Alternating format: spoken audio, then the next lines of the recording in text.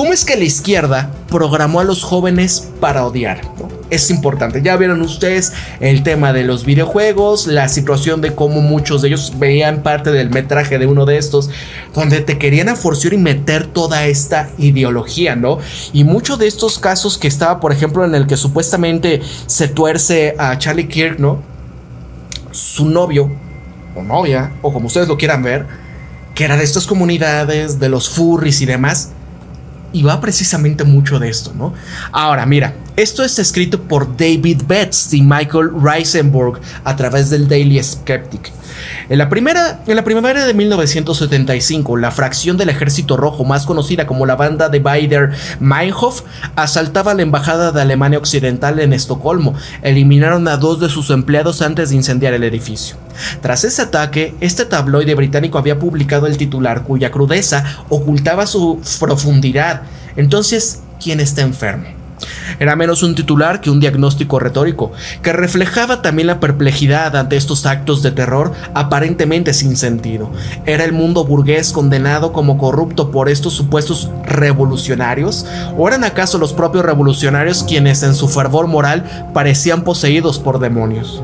La pregunta nunca tuvo una respuesta fácil en aquel momento, y sigue siendo también igual de punzante en el nuestro, porque cuando un medio siglo después Charlie Kirk fue eliminado en pleno debate cívico, y cuando las voces de la izquierda progresista respondieron no con horror, sino con alegría infernal, nos vemos obligados una vez más a afrontar esta misma ambigüedad.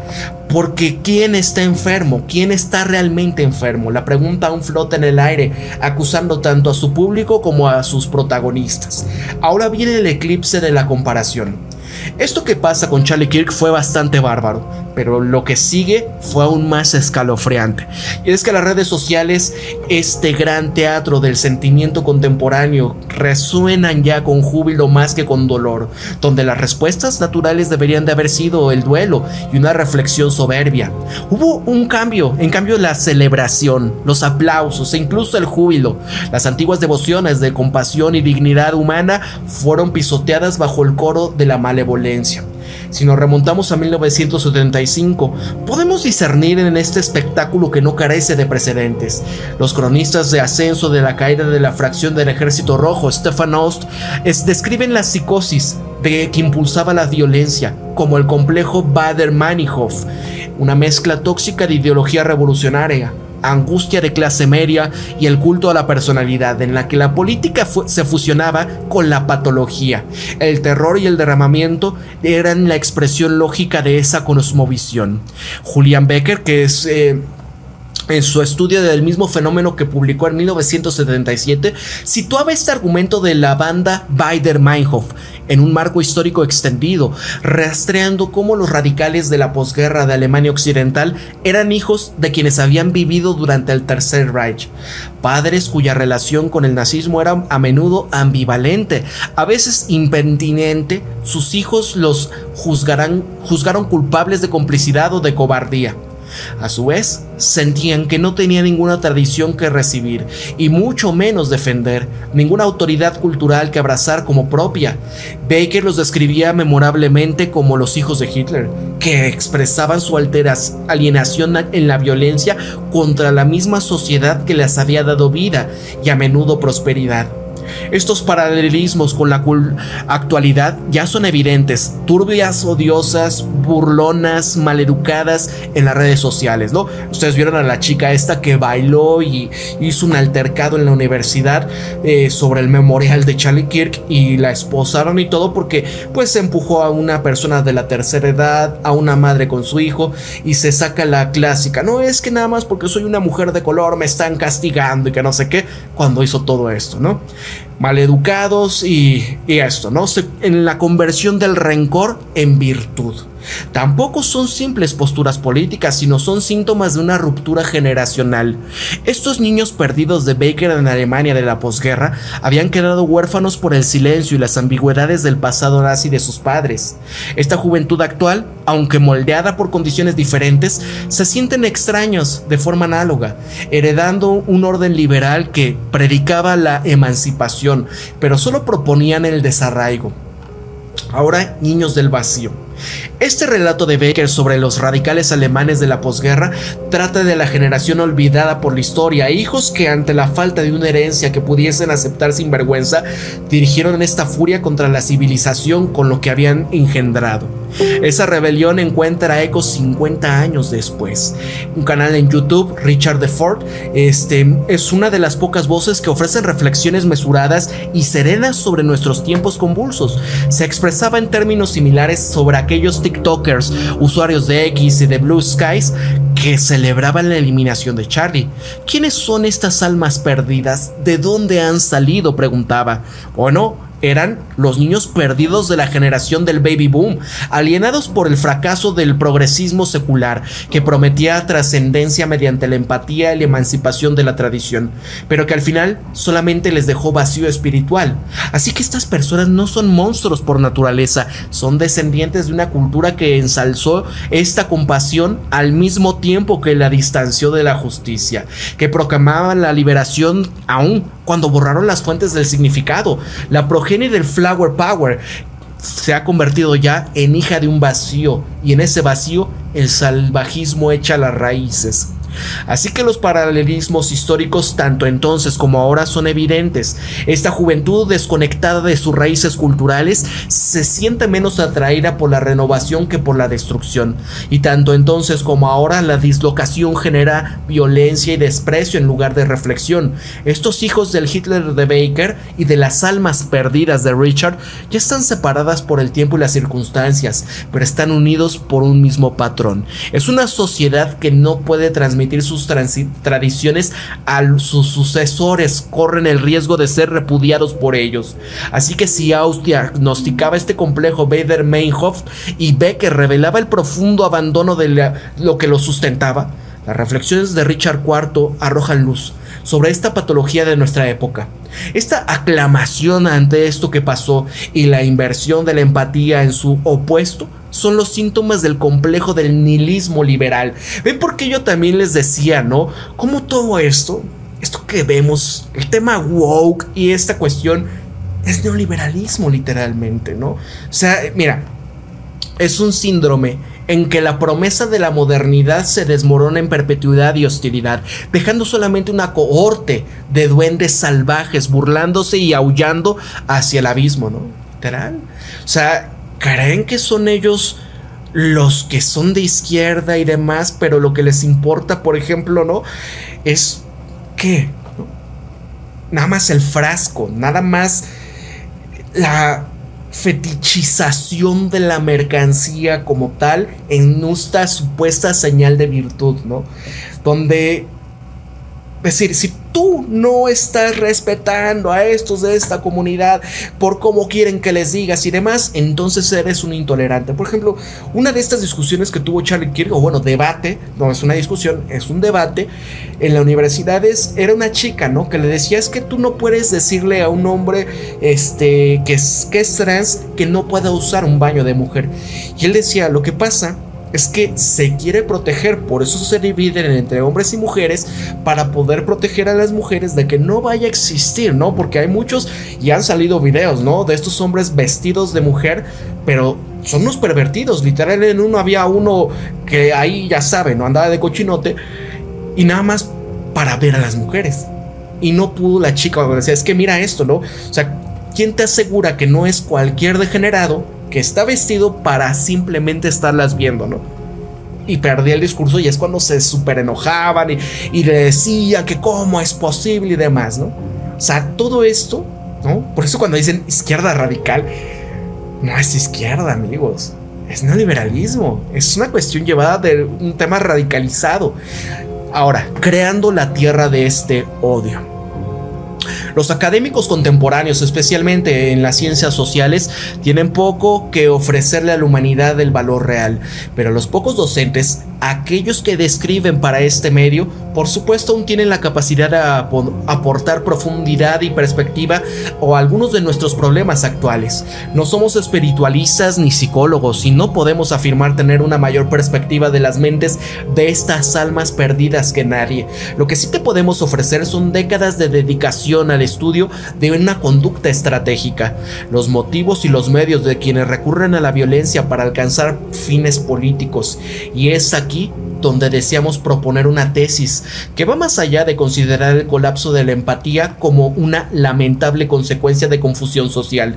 Lo que presenciamos, esto no es un accidente, porque sea cual sea la degradación espiritual y este despojo cultural de estas mentes jóvenes, son, sin embargo, instrumentos de la historia. La forma que han sido programadas psicológicamente no es un capricho del destino, se ha hecho con intención, han sido condicionadas con un propósito. Explicar esto implica retroceder en la historia. Podemos empezar con la Revolución Francesa, pero para simplificar empecemos en la década de 1975. En el 66, cuando Mao Zedong desataba la revolución cultural en China, movilizando a la juventud contra sus mayores, a los estudiantes contra los maestros, a los niños contra sus padres, no se topó con el caos, lo conjuró porque el caos era útil. Y así, en Cisnes Salvajes, memorias de Jung Chang sobre la turbulencia de su familia durante esta revolución cultural, él relataba que Mao gobernó fomentando el desprecio entre las personas, comprendía los instintos humanos más perversos, la envidia y el resentimiento, sabía cómo utilizarlos como un arma, y al alimentar lo peor de la gente, Mao creó un páramo moral, una tierra de odio. Lo que Jung Chang describía no fue una consecuencia incidental de exceso revolucionario, sino que era el corazón mismo de su método. Odio sembrado deliberadamente, división sistémica diseñada, crueldad desatada como instrumento político. Y así, esta elección se extiende a Occidente. Los intelectuales franceses, hastiados por el letargo anquilosado del comunismo soviético, visitaron China y encontraron este carnaval de destrucción de Mao, una vitalidad perversa. Importaron también sus ideas, transformándolas en moneda corriente de un pensamiento postestructuralista que a su vez iba moldeando esta práctica de esta banda Baader-Meinhof y de otros similares. Y de ahí a su afianzamiento en los campus angloamericanos solo había un paso. En Estados Unidos, grupos surgidos del radicalismo estudiantil de la década de 1960, como el Weather Underground, adoptaron tácticas similares. En su manifiesto Prairie Fire de 1974, llamado así por la máxima de Mao de que una sola chispa puede provocar una conflagración, instaban a los radicales a explotar la división racial y de clase precisamente porque éstas podían volverse insalvables. Vean lo que pasó, amigos, ¿no? Porque de hecho, miren, ahorita se los pongo. Trump está una vez más sacando los temas, ¿no? Vean esto. Primero dibujan cosas alrededor de la boca, luego simplemente pintaron, ¿no? La quitaron. Y vean, de repente todos estos de la izquierda radical ya no apoyan a Ucrania, ¿no? Y vean lo que pusieron al asesino. Bueno, que le hicieron a Charlie Kirk. O sea, nada más para que vayan viendo. Y dices, qué casualidad, ¿no? ¿Cómo ponen ahí siempre esto? ¿Para qué? ¿Qué le interesa? Que se señale a ese grupo, ¿no? Miren acá, Donald Trump volviendo a poner el día de hoy todo esto para... Y sigue y continúa. O sea, en lugar de tratar de ya liberar esta presión, amigos, sigue incentivándolo, ¿eh? Mira, a la izquierda ya no le importa nada de los ucranianos, ¿no? Y vean eso. Vean Donald Trump reposteando esto. Imagínate, huyendo de una zona de guerra y pensando que finalmente estarás seguro y de repente te pasa esto. La violencia más horrible que jamás ya se ha normalizado en Estados Unidos, simplemente porque la élite política no está dispuesta a hacer nada acerca de, ¿no?, eliminar a estas pequeñas gente responsable, ya no más. Y es que muchos de los jueces y todo esto lo liberaron, independientemente de todos los cargos que los que estaba. Miren Donald Trump, ¿no? En memoria de Irina Zarutska, ¿no? Ahí estaban. Empezaron a dar dinero para empezar a hacer estas pintas y al final pues las están vandalizando, ¿no? O sea, es una cuestión como lo que estamos viendo ahorita, amigos, en este escrito. ¿Quién está radicalizando a estos chavos, no? Ver acá. Miren. Prairie Fire, que sigue siendo un texto influyente de la izquierda radical estadounidense, es el Manual para la Confrontación Permanente. Sus páginas rebosan de convicción de la prosperidad de los Estados Unidos. Sus instituciones y libertades constitucionales son obstáculos que deben de ser derribados. Exigían la escalada en lugar de la reconciliación, más división, fracturas más profundas, antagonismos más agudos, y para sus autores, esta armonía era estancamiento, y el estancamiento era la derrota. El odio no era un síntoma pasajero, era el arma misma. Y así esta no era una política de justicia, sino de inmolación. La armonía era el enemigo, el odio era el acelerador. Y así la larga marcha hacia la academia.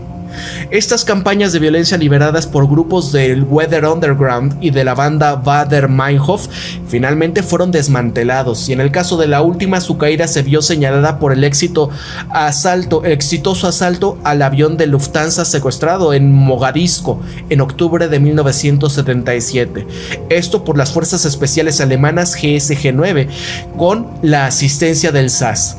Esto provocó la eliminación de la primera generación de líderes en la prisión de Stammheim. También tras estos reveses, muchos radicales se refugiaron en un terreno más seguro, las universidades. Allí, protegidos por la titularidad y envueltos en la jerga, redefinieron su lucha en algo menos visible pero más duradero. Lo que ya no podían perseguirse con instrumentos democráticos se prolongó ahora en el lenguaje de la teoría crítica, el poscolonialismo, estudios de género, todos sirviendo con el mismo fin. Estos sistemas establecidos de conocimiento y razonamiento fueron desmantelados metódicamente, y en su lugar surgió una nueva ortodoxia de la justicia social. En esa época, esa justicia significaba rencor sin límites. El esfuerzo del intelecto ya no era la búsqueda de la verdad, y en cambio debían dirigirse hacia la fabricación calculada de la animosidad. Ernest Laclau y Chantal Mouffe expusieron también estos programas con sorprendente claridad.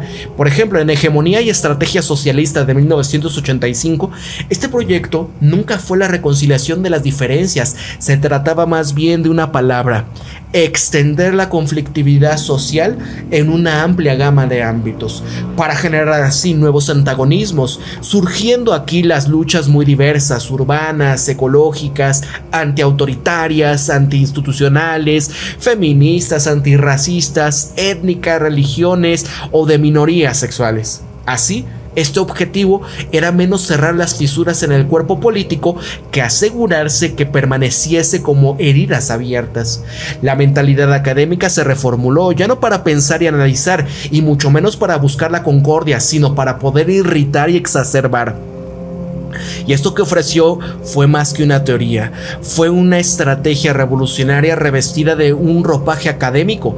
Laclau y Mouffe dejaron claro que la tarea de la política progresista iba a crear nuevos frentes de enemistad, nuevas identidades definidas no por su esencia sino por su oposición, en un credo de víctimas y opresores en constante proliferación, eternamente irreconciliados, un esquema donde la intención nunca fue articulada a la sociedad hasta alcanzar el equilibrio, sino también conducirla a una disonancia perpetua. Ese movimiento no fue oculto ni careció de críticos tempranos. Alan Bloom, donde decía en el cierre de la mente americana de 1987, previo a donde conduciría todo esto, él advirtió que la universidad estaba dejando de ser la guardiana de la verdad y la cultura, y en cambio se estaba permitiendo que el relativismo erosionase la tradición, mientras que el agravio desplazaba el aprendizaje. Previo a la formación de estas líneas de batalla, mucho antes de que llegasen las guerras culturales más ampliadas. Y en esas décadas siguientes, la academia se desintegró. Los bastiones del saber se convirtieron en las fábricas de la desafección. El aula, antes dedicada a la indignación desapasionada, se convirtió en un lugar donde se fomentaba deliberadamente el conflicto y la división. Ahora, Discord de ingeniería. El fin de la Guerra Fría impuso aún más la iniciativa, con un supuesto fin de la historia. El triunfalismo liberal autorizaba a las universidades e instituciones a reivindicarse con estos tribunales morales. La política se transformaba en ética y la ética en acusación. Esta diversidad de la equidad y de la inclusión se convirtió también menos en principios de fe que en un conjunto de tácticas. Ya no eran instrumentos de compromiso, sino también de humillación. Eran herramientas mediante las cuales se iba alimentando y manteniendo este resentimiento. Y desde entonces, generaciones de estudiantes han sido entrenados para denunciar en lugar de razonar, para perseguir en lugar de persuadir. Y estas son las guardias rojas de Mao reconstituidas para la era digital. Ejércitos de acusación, armados menos con AK-47 que con etiquetas y manuales de recursos humanos, porque quienes descartan estas guerras culturales como una distracción no están comprendiendo la naturaleza del conflicto en nuestra época. El sociólogo James Davis Hunter, quien también acuñaba la frase hace 3 décadas, advirtió que cuando las disputas dejan de ser argumentos dentro de una realidad compartida y se convierten ya en enfrentamientos sobre la realidad misma, este acercamiento ya no es posible, y en ese punto la lógica del debate cívico y la política constitucional dan paso a la lógica de la fuerza. Y esto, amigos, que acabamos de ver, donde Pam Bondi dice, ya los vamos a cazar, los vamos a cargar, o sea, ¿qué se está gestando en Estados Unidos, no? Así que considerar todo esto como una trágica desgracia es un profundo error. Lo que ha surgido ya no es un desorden espontáneo, sino una cultura de antipatía cuidadosamente cultivada, nutrida por la teoría, irrigada por pasiones resentidas y sostenida por burocracias cuya supervivencia depende del conflicto perpetuo. Así que los frutos de la guerra permanente, esta cosecha ya es evidente. El caos, las eliminaciones en los campus, en las turbas digitales que se desatan y se enfurecen en las redes sociales, y también con el discurso público contaminado por la denuncia, donde los oponentes son vistos como amenazas existenciales, se les tacha de nazis, de fascistas o cualquier otra herejía de la época, únicamente por el delito de haber discrepado. Y ante semejante clima, la posibilidad misma de un discurso civil se disuelve, dejando solamente en la gramática del odio. Y es la misma condición que describe Jung Chang, sistema político cada vez más caracterizado por la malicia, que está alimentando lo peor de sus ciudadanos y que es sostenido por líderes que se benefician de la fractura. Así que, para reiterar, esto no es un daño colateral, es diseño. Una sociedad fracturada en una sociedad maleable, porque cuanto más se desprecien sus miembros, más fácil es para la élite consolidar este poder, sobre pretexto de arbitrar derechos conflictivos. Una sociedad pacífica no puede radicalizarse. Una sociedad en guerra consigo misma puede ser subvertida desde adentro. Y aquí nos enfrentamos a la imagen de nuestros tiempos: jóvenes aplaudiendo el derramamiento de sangre, instituciones que tiemblan ante las turbas, élites que avivan el fuego para obtener ventajas.